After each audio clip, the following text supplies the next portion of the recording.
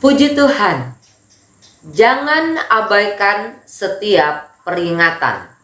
Sadar atau tidak, seringkali kita mengabaikan setiap peringatan, apalagi kalau yang memperingati kita itu bukan siapa-siapa, bukan apa-apa, orang yang kita tidak anggap. Seringkali kita menganggap peringatan itu adalah hal yang sepele. Kita lupa bahwa Tuhan bisa memakai siapa saja, Tuhan bisa memakai apa saja untuk memperingatkan saya dan saudara. Matius 26 ayat yang ke-75 berkata demikian, maka teringatlah Petrus akan apa yang dikatakan Yesus kepadanya. Sebelum ayam berkokok, engkau telah menyangkal aku 3 kali. Lalu ia pergi keluar menangis dengan sedihnya.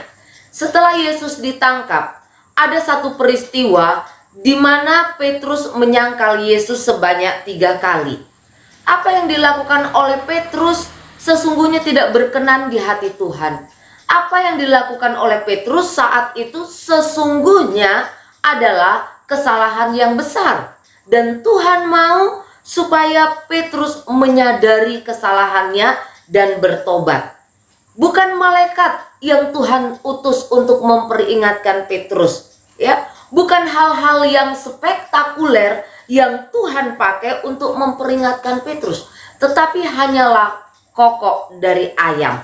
Hal kecil, hal yang mungkin seringkali tidak dianggap oleh sebagian orang, tidak dianggap sebagai sesuatu yang berarti. Karena apa? Karena cuma kokokan ayam.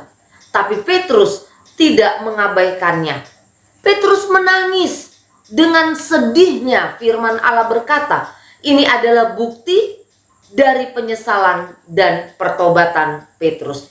Ketika kita belajar untuk peka terhadap setiap peringatan yang datang kepada saya dan saudara, maka itu akan membawa dampak yang sangat besar di dalam kehidupan saya dan saudara. Tidak ada manusia yang kebal terhadap dosa, tapi itu bukan alasan saya dan saudara untuk hidup terus-menerus di dalam dosa. Ada banyak cara yang Tuhan bisa pakai untuk memperingatkan kita, untuk membawa kita pada penyesalan dan pertobatan. Dan mari kita mau sama-sama belajar untuk tidak mengabaikan, sekalipun peringatan itu adalah peringatan yang kecil, peringatan yang sepele. Andai kata Petrus pada saat itu mengabaikan kokokan ayam ini, ya, ia mengabaikan peringatan yang datang kepadanya, ia akan menjadi orang yang terhilang.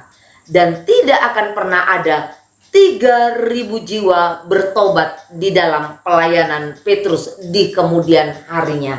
Jangan anggap sepele sebuah nasihat.